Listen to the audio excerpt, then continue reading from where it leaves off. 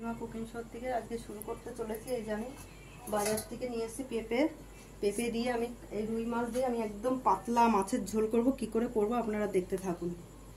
আমি ধরিয়ে দিলাম গ্যাস, মাছের নুন হলুদটা মাখিয়ে নিই। আমি এই যে মাছের নুন হলুদ দিয়ে দিয়েছি, এবার নুন হলুদটা মাখিয়ে নিচ্ছি। এবার এই মাছটাকে আমি ভেজে নেব আস্তে করে। খুব কড়া ভাজা হবে না, খুব নরমও থাকবে না, মিডিয়াম ভাবে ভাজবো। আর পাতলা একদম মাছের ঝোল, এই গরমে এখন এই পাতলা মাছের ঝোলটাই খুব ভালো, শরীরের পক্ষে ভীষণ ভালো, আর পেট ঠিক থাকবে। তার জন্য এই যে পাতলা মাছের ঝোল করব আমি। ধরো আমি দিয়ে দিচ্ছি কড়াইতে তেল। প্রথমে তেলটা গরম হলে এবার মাছটা ভাজতে বসিয়ে দেবো। আস্তে আস্তে তেলটা গরম হোক। আমার তেলটা গরম হয়ে গেছে, আমি এক এক করে মাছ দিয়ে দিচ্ছি। আমার মাছ ভাজা, এবার আমি নামিয়ে দেবো আস্তে আস্তে, দেখতে থাকুন। এবার আমি বসাবো আস্তে আস্তে সবজিটাকে। দিয়ে দিলাম আমি তেলে গোটা জিরা,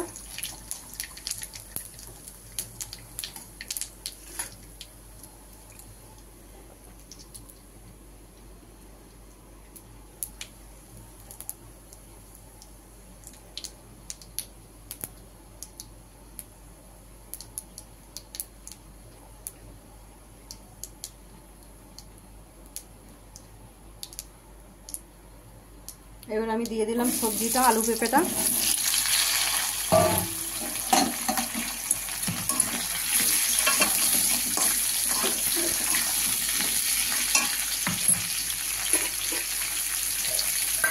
এবারে দেবো 1 চামচ আদা বাটা,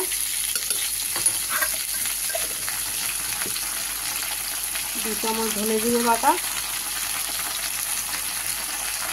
তো পরিমাণ মতন হলুদ গুঁড়ো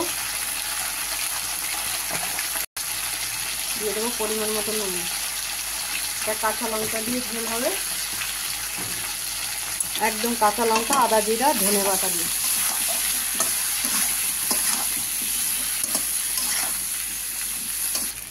বন্ধুরা হয়ে গেছে আমার কষা। এবার আমি দিয়ে দিচ্ছি ঝোল পরিমাণ মতন, দেখতে থাকুন।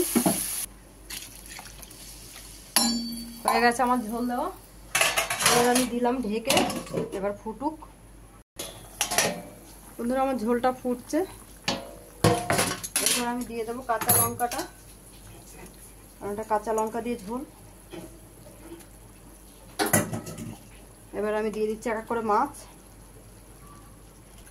হয়ে গেল আমার মাছটা দেওয়া। এবার আমি ঢাকা দিয়ে দেবো ফের, ঝোলটা এখনো ফুটবে।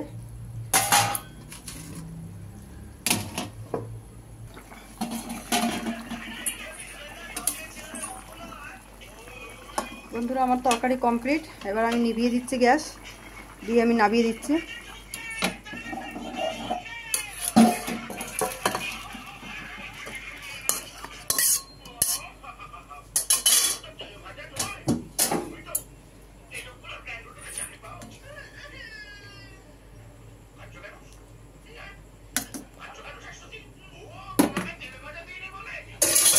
দেখুন বন্ধুরা, নীলিমা কুকিং শোটিকে লাইক, সাবস্ক্রাইব আর কমেন্ট শেয়ার করে দেবেন।